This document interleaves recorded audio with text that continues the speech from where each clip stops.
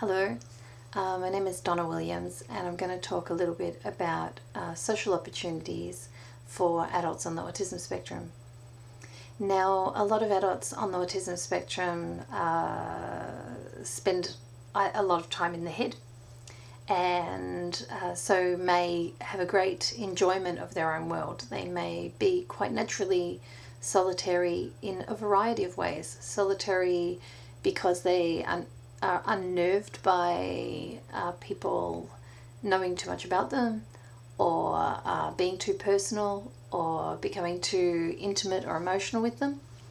They might be solitary in the sense they just love to go inside their head and replay TV shows and lists, or play out characters that they've had from TV, or even replay the people that they have around their daily life or in their past, who they've recreated in their own world and now they interact with. So there's those kind of people who may be avoiding social opportunities because they prefer their own world. There are people on the autism spectrum who are extremely sensitive, emotionally hypersensitive.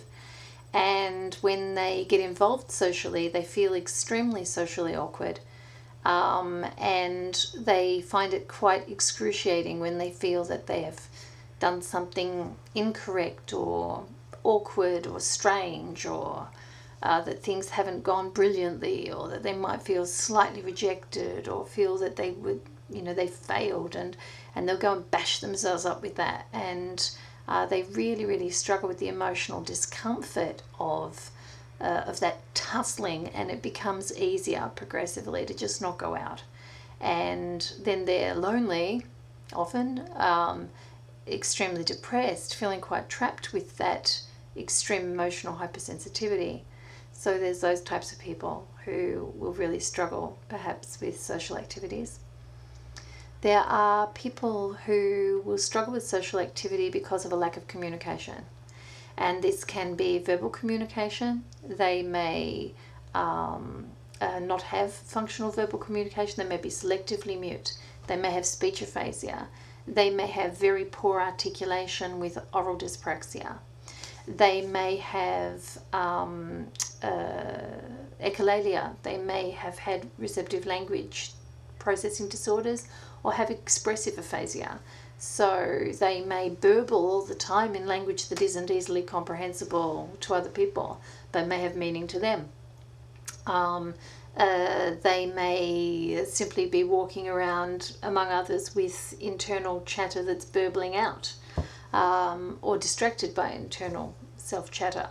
They may be people who go selectively mute, and whose throat constricts and they can't get the words, or who simply freezes with social anxiety and can't think, or has such a stammer that they can't get off the mark, and they've become selectively mute as part of that. But nevertheless, lack of verbal communication is a very big one for why people avoid social activities, because a lot of activity revolves around verbal communication.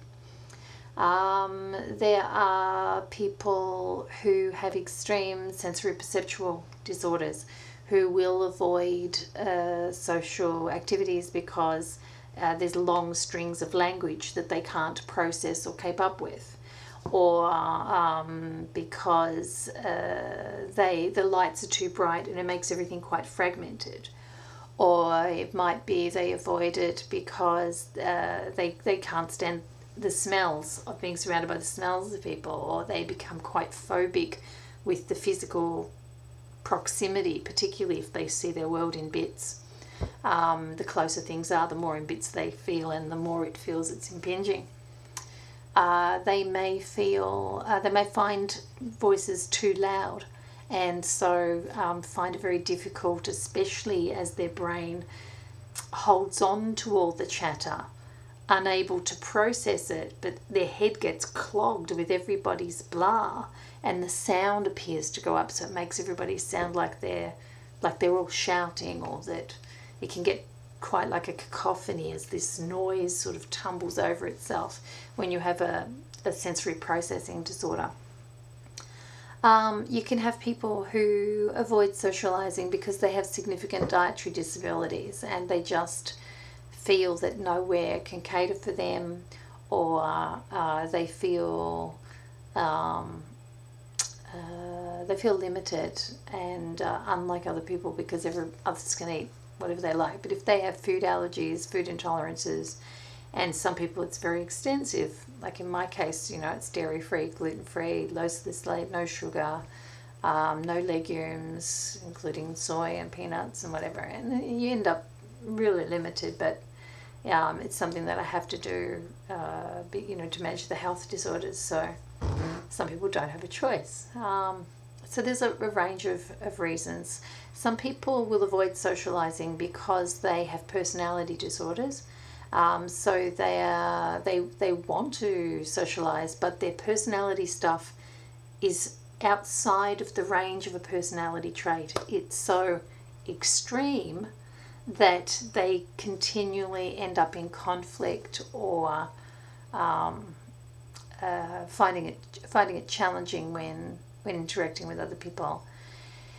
And a lot of people on the autism spectrum, their personality traits will get out of whack, and it'll get to a degree that what would normally be their personality traits is coming out as what's called mixed personality disorder, where the personality traits are so extreme that they're pretty full on.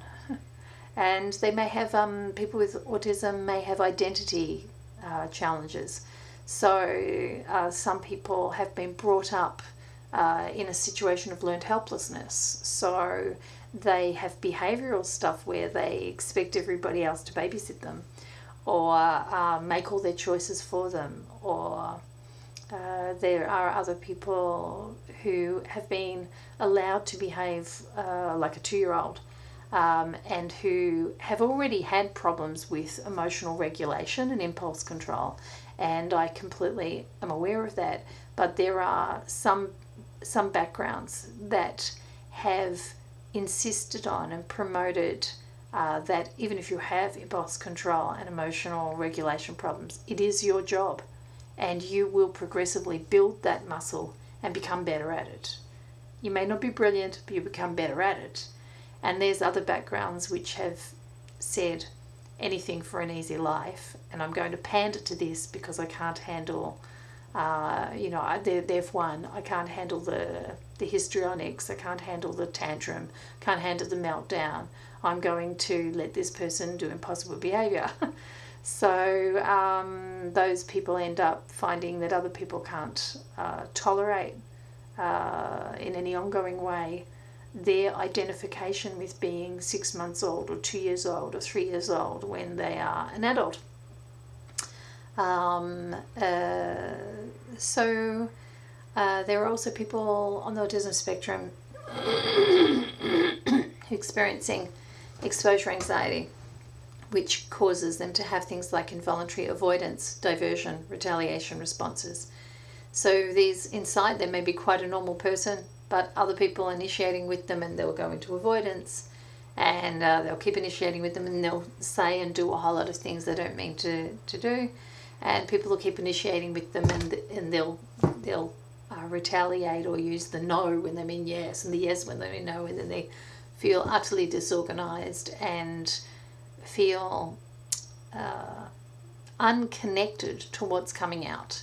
To all these self-protection responses that are coming out, and people like that will end up preferring to spend a lot of time on their own because the involuntary self-sabotage of interaction and communication is so hard to continually fight and to try to calm down these chronic self-protection responses just to get some degree of control over your behavior and communication, and that's exposure anxiety.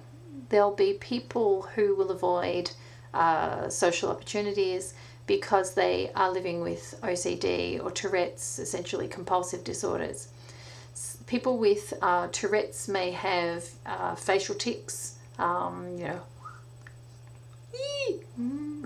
sort of stuff, breathing tics, the throat clearing, compulsive coughing, motor tics. They might have vocal tics. Wait! They might have verbal tics. Minimum!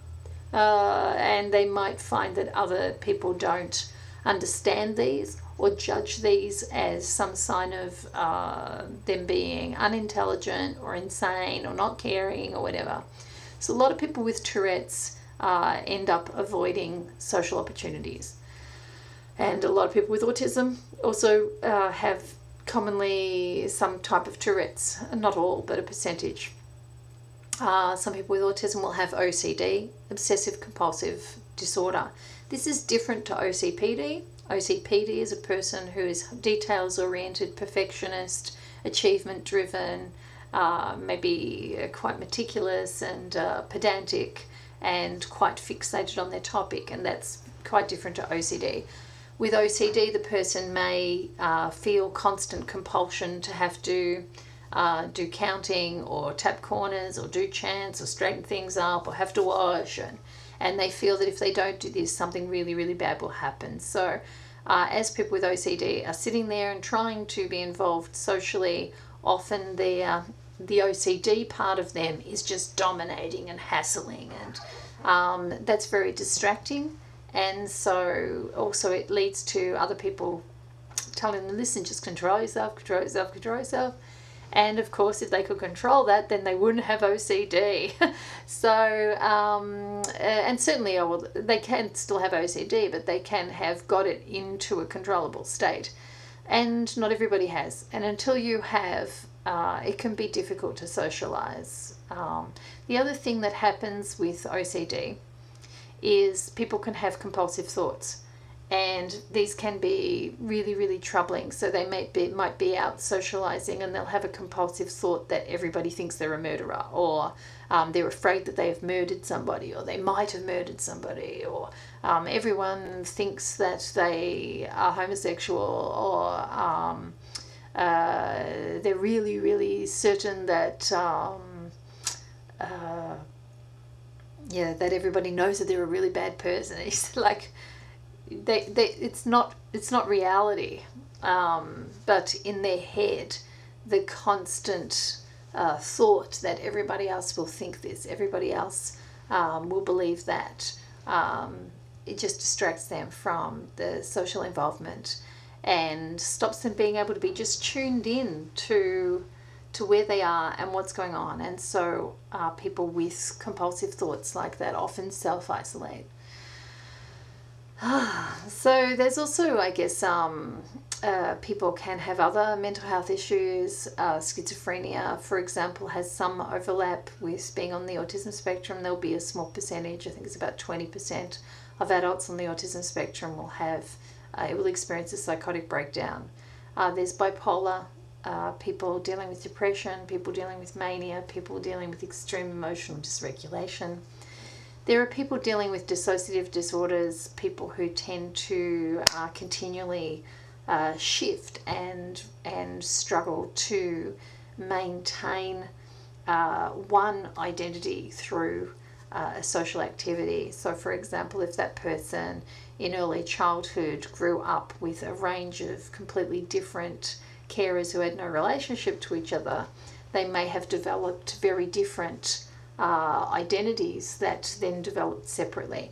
And some people with autism have done that, where they're a separate person at school to who they are at home, or they're a separate person when they're at work to who they are at home. And it's more than the usual variation. They actually have created almost two separate people, a kind of identity and compartmentalizing that goes on in one environment that is a completely different set to what comes out consistently in another environment. And so people who have that often will spend a lot of time on their own, because that's where they experience cohesion of some degree, or where the lack of cohesion doesn't jar them, doesn't make them feel weird, all that sort of stuff. So that's some of the range of things that can contribute to people avoiding or finding social opportunities really challenging. And then, of course, there's the question of what people can do about it. So obviously, because it's such a fruit salad, what people can do about it depends on which problems that you actually have. So running through some of these, if a person is quite solitary and doesn't cope well with, with intimacy and fuss and gush and lots of attention, then you provide for them opportunities where, for example, they might be out walking so that everybody's in their own space. There's nobody looking at them. The focus is on the activity, it's on the doing, not on getting to know and get entangled with their world.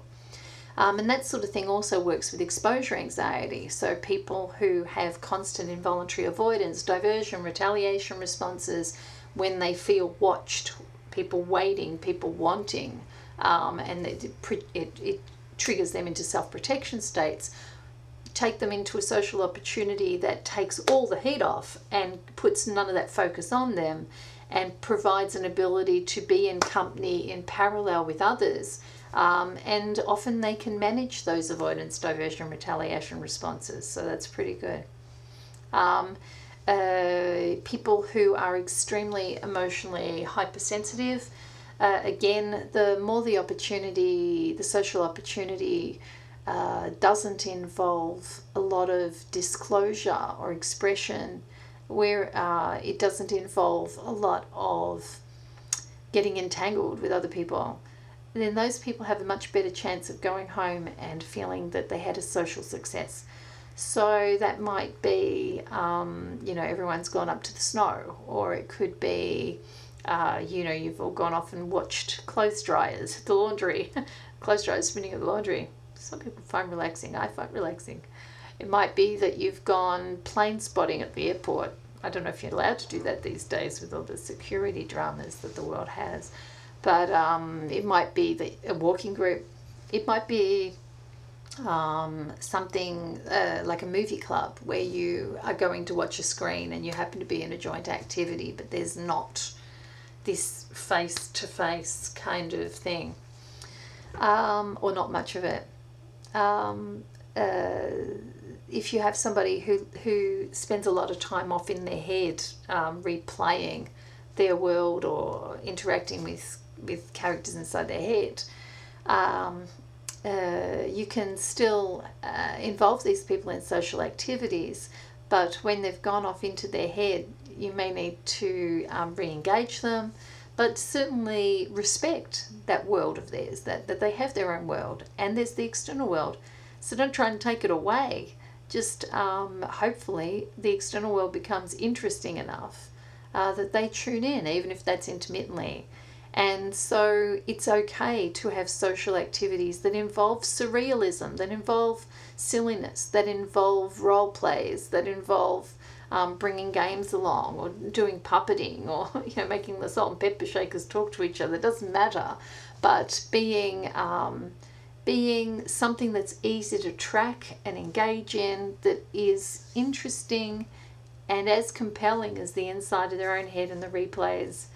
There's nothing wrong with having social opportunities where you do lists, or you do characterizations and voices. I mean, drama improv is an example. Or just having a drama club where you get together with others who enjoy this stuff or accept this stuff, and who are happy to just explore characterizations and improv and surrealism, creating the movies outside their head instead of just inside their head. So there's also, when you look at the situation for communication, you may need to make opportunities where the emphasis is not on verbal speech, or where the emphasis is not on having to have good interactive speech, or where the emphasis is not on having to have ongoing receptive language processing. So there's not a lot the person has to keep up with. And so keeping verbal communication in sort of bullet point form, even in telegraphic speech. So dinner, the menu, you want, which one? Is an example. keeping things visual. This course, finished. Next one, soon. Wait. So, and that can help people with the language processing issue. A talking stick around a table or in a group can allow people to process each person's communication without the cacophony and tumbling of everybody else's noise. Helping people to bring along headphones or earplugs if they have intermittent processing and they're having sensory fluctuations that are making them very uncomfortable. Accepting that people involved in a social opportunity may need to take space breaks, and showing them where they can go and take that space break. Not, oh, you're having behaviours, you should go and spend some time out. That's not how you do it. You know, they arrive, you show them where the quiet space is, show them where the toilets are, they get involved in the activity, but they know that they can go and take some time out, and you treat it as completely casual. It's not a catastrophe. It's not a behaviour problem. It's how people self-manage. It's part of self-advocacy. And so don't be the police about it, but just let them know it's perfectly normal. You're struggling with the noise, feel free to go for a walk out there, or feel free to go and sit in that quiet space and come back when you're ready. So that can help people with processing stuff. If they have a lot of visual fragmentation with the overhead lighting, or the place is very visually cluttered or has a lot of stuff on the skew, just sort of all jumping out, it's hard to control the environment. But if you can turn off the overhead lighting and use the wall lights, that'll often help those people. Another thing is have them bring along their sunglasses, because often when you use tinted lenses, it cuts down an amount of incoming information, leaves their brain more time to process what's left, and so they get more cohesion and become less overwhelmed often by just wearing sunglasses. Even if it's indoors, yes. Even if it's winter, yes. So can we just chill out about that sort of sunglasses police thing? If that works for somebody and allows them to have wider social inclusion, then let's go with it. It's not hurting anybody. So I think that's one of the important things there. So if people are dealing with things like personality disorders, well, it's really a matter of finding opportunities, social opportunities that are not going to exaggerate those personality disorders, and social opportunities where those personality disorders are not going to lead to emotional, mental, or physical harm to others. So, finding some activities that are relatively neutral in terms of the whole personality disorder aspect could be useful. Walking groups might be good, it's relatively neutral, but then you may have things like people with personality disorders who really want to get very entangled, who are driven to challenge people, and who may develop fixations with members in the group that could progressively become a challenge. So I think that some of it is you've got to get your house in order to be ready to have healthy social interaction. But it's equally the case that by having healthy social interaction, you get your house in order. So it's important to look at what will work with different personality disorders in terms of social opportunities. And there's a good website for that, which is ptypes.com. And if you go there, there's a section, I think it's called Basic Passions or Vices of the Types or something. And that one will give you basically a table of all the different personality traits and what their personality disorder extremes are like, and what are the main triggers in terms of distress patterns, and the main triggers that motivate people with particular personality traits and associated personality disorders. If people have identification issues where they are used to identifying as a child, somebody who's 6 months old or 2 months old, where they think it's okay to throw objects, or they think it's okay to suddenly bite somebody, or they think it's okay to throw themselves to the ground, or start masturbating in public, or whatever they think is an acceptable way of emotionally controlling their environment or dealing with their feelings or whatever, but a way that is generally not considered okay beyond the age of 2 or 3. Well, that becomes really challenging socially. So helping people with identification, helping them to have really clear boundaries about what this group accepts, what the group doesn't accept, and talking with the group about them coming along, but coming along for a limited time, and if they have those kind of challenges, then being able to exit so that they can come back with the desire to hold off on those kind of behaviours for a longer and longer amount of time so that they can retain some inclusion in the group. In other words, not judging the person because they've got that stuff, but equally acknowledging that it is okay for other human beings to not want saliva flung at them, to not want, people putting their hands down their pants and doing crazy, stuff with all their excrements or bits, or, really everyone's just there to have a life and have a good time. We're not there to have other people's behaviour management stuff played out on us just because it got played out on carers for years and years and years. And whilst I can understand that those stuff makes sense in that person's world, you have to also accept that some things are just absolutely not safe, not hygienic, not respectable to other people in a group or to the place that you've gone to. But at the same time, to equally allow people these opportunities to come along, knowing that they might have some of this stuff, but give them a limited amount of time where they can stay as long as they don't have those behaviours. And then when they have that sort of behaviour, then they'll be able to leave, but not leave with a sense of failure, but to leave knowing that now it's their own self-management time. And then when they feel that they might be having a day where they can better self-manage, they are completely welcome to come back and to try again. And hopefully through this they can be challenged into building a higher level of impulse control, a higher level of emotional regulation. And it is like a muscle.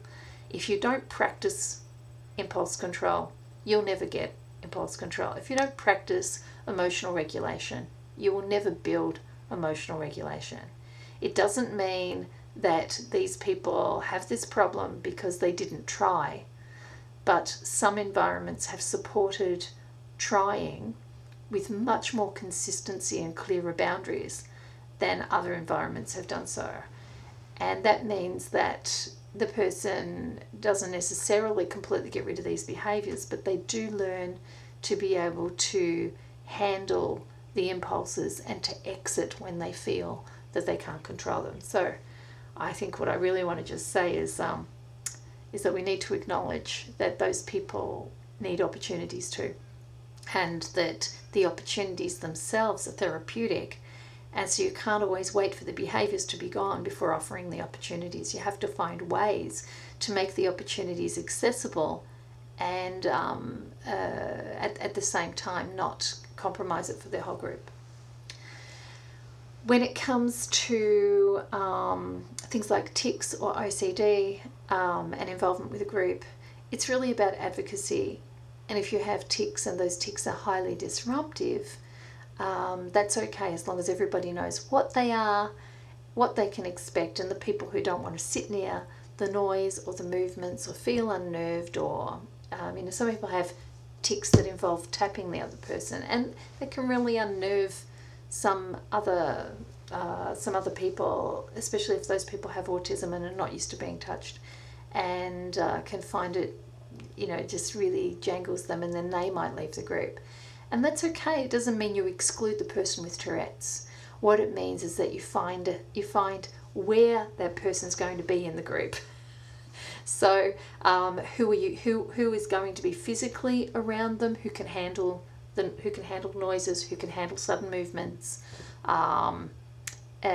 which people can't handle it, and that's fine. Then they can look after themselves a little further away, and it may just be one body space away. It doesn't have to mean like another room or whatever, but just managing the mix. But Tourette certainly shouldn't be a reason why people exclude themselves or are excluded from a social opportunity. With OCD, people who are constantly distracted into their rituals, their lining up, their this, their that, the other. I think the important thing is being in a social activity is not the people there are not your therapists, so you're not there to work on this person just because they've got OCD. It's their job to work on themselves.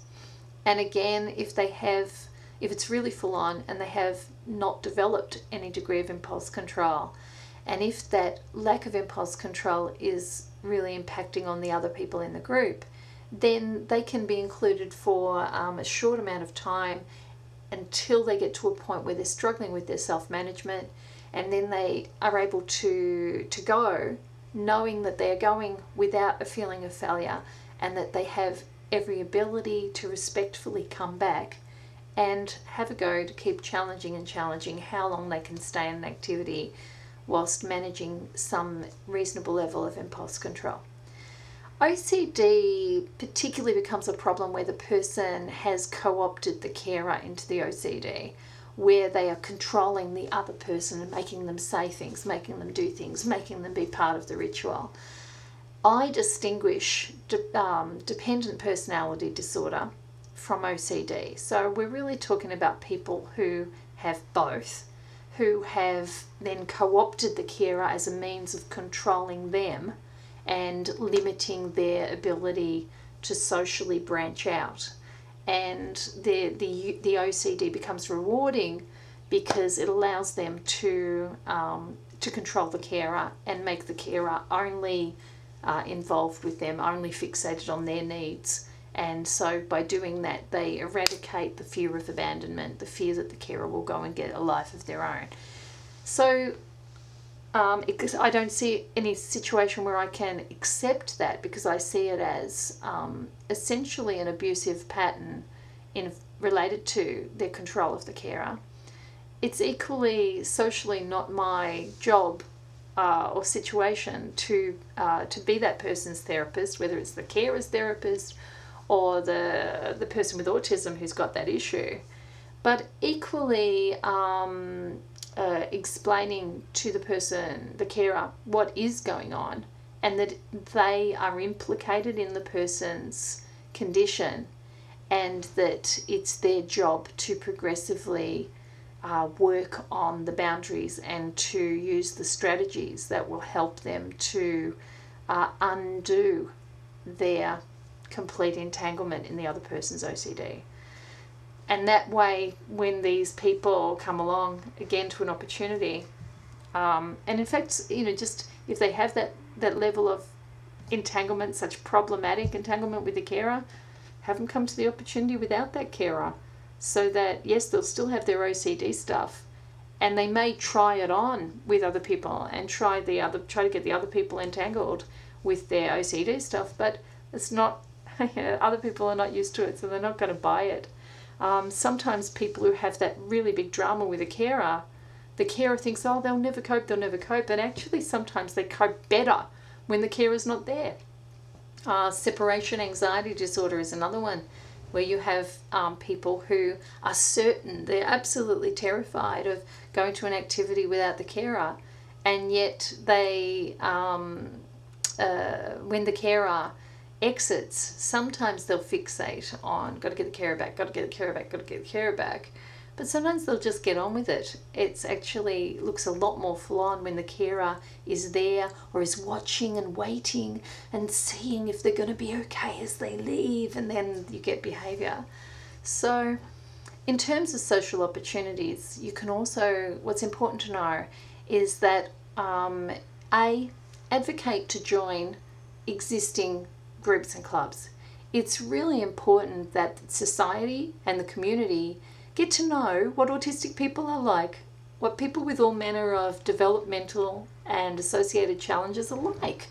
They need it so they can stop being bigots. They need it so they can stop being ignorant. They need it so they can reflect on what real social diversity is. They need it so they can get sometimes out of the melodrama of the things that they create, because their life is not diverse enough or colourful enough to have the privilege of meeting to really, true social diversity in all its wonderful colours, such as that you meet on the autism spectrum. And I have said that people on the autism spectrum have a really important job, and that job is in highlighting and challenging ignorance and bigotry simply by their very existence. And so that's my kind of policy. I definitely think keep advocating for inclusion, but accept that and advocate about coming along for, say, 15 minutes and rather than an hour, and so the person can build up into this, and that they get some self-management rather than this feeling of failure or thrown in the deep end. And that works from both sides. So the environment they're going into also can get on with their own activity, not be highly distracted by a person having really challenging stuff. Equally, negotiate price. If this costs something to be involved in this group and you're going along for, say, 15 minutes, they might say, no, you're paying by the hour. And you might have to accept that your 15 minutes, for it to be quality, you'll have more quality doing it at 15 minutes than staying for the hour and seeing, the shit hit the fan. So maybe it is worth paying by the hour. But equally, if you can negotiate a fee that is based on coming for that first 15 minutes, say for the first 4 weeks, and then you might find that the person has built up to being able to be there for 30 minutes, and then you pay accordingly. So a percentage of the fee for that involvement. But it's about liaison, and it's about not going in there, guns blazing, and I'm going to force you to have this person in your group. Call the person who runs the group, have a talk with them person to person. Explain the need for the social opportunity. Explain what their group might benefit from having this person in it. Explain that you're willing to write something up for the sake of the group so that they understand the situation, or willing to do a small presentation to their group so that they understand who's joining. Or, that person who's joining might not want that kind of attention. Then you might just want to let everyone handle it and deal with it. Now, if taking a social opportunity that's already existing is not going to open up for your person with autism, that's okay. It doesn't mean you have to go off to everything that's all special needs either. But if you do go off to stuff that is special needs, remember that there's a big wide world there. I mean, there are people with all kinds of sensory disabilities, people with physical disabilities, people with different genetic syndromes and associated disabilities, people with brain injury and associated disabilities, people with learning disabilities. And so it's okay to go to some of those groups and see how will this person perhaps be a little more accommodated among people with other types of social diversity than they are perhaps in the mainstream groups. So think more broadly than just autism. I guess the other thing is volunteering. A lot of people with autism find themselves more accepted in a volunteer role, and there's a lot of opportunities to volunteer in the community. Some will be relatively autism friendly on a range of levels. So go to your local council and find out what are the volunteering opportunities in your local area. Another thing that you can do is you can start your own group. So I started some dinner clubs, me and Chris, and what we did was we basically went out to dinner on a certain day of the month at a certain time at the same place. We chose a very autism-friendly environment, meaning that the owners were very diversity-friendly. The atmosphere was sensorily reasonable, easy to be in. The food was accessible. The noise and levels and everything was easy. I found a place that had a table in one section, a big long table in one section, and then all the other tables up in another, so that we could actually have a group that was in the same restaurant, but we didn't have to deal with anyone staring or worrying or, finding anything that we're doing odd or so, and that really worked, and we've been doing that for 6 years. And we invited people on the spectrum to come along to the group, and we had some rules. We developed some rules. Those rules involved things like if you had personality disorders, that we might come to a point where it's okay for us to talk about them, and the management of them. That if you had comorbids, they had to have some degree of management so that they were not impinging on other people. And that was pretty much it. Yeah. So, and that people were not there to be studied. They were not, they weren't projects. We're there to socialize. We did walking groups. We're doing some archery group at the moment. So you just pick whatever the interest is. It might be watching documentaries. It might be going off to watch dryers at the laundrette. It might be having a picnic club in the living room. It might be putting on music and becoming jellyfish. It doesn't really matter, as long as you know what day of the month, what time, what's your time span, what's the activity, what are your basic expectations. And so you can say, Mary is having a picnic club on the first Sunday of the month from 2 until 3 p.m. BYO picnic, picnic food, no cost, contact number, and then you find other people to link up with. So you might put this up on a community notice board, and then vet who's making contact. You might find people through Facebook. You might find people in other types of disability related groups who you can invite in. You might put something in a newsletter with your local autism chapter. You might put a notice up at the school, on the school board. You might then build up an email list, so that you actually, when you're having one of these groups coming up the week before, you send out a reminder to everybody to let them know the group is on next week. And you need a plan in case nobody shows up. So I think it is okay if nobody shows up, but you still decide to have the dinner. You still decide to go for a walk. You still decide to have the picnic. You still decide to watch the doco. So as long as you've started with that mentality that it's okay to just still have a good time, whether anyone shows up or not, the rest of it's win-win. You can also review every 3 months or so, for example, how you're feeling about the members and how often you want to run the group. It's okay to change it along the way. It's okay to go from monthly to bi-monthly or quarterly. It's okay to go from monthly to weekly, but people may find it harder to commit to weekly, and some people find it easier because it's more regular. It's also okay if you have a new member to have them probationally, to say, we're going to have you along for the first one time, we'll review it. We'll have you along then for another, say, 3 or 4 times, we'll review it. We'll give it about 3 months, and then we'll review it.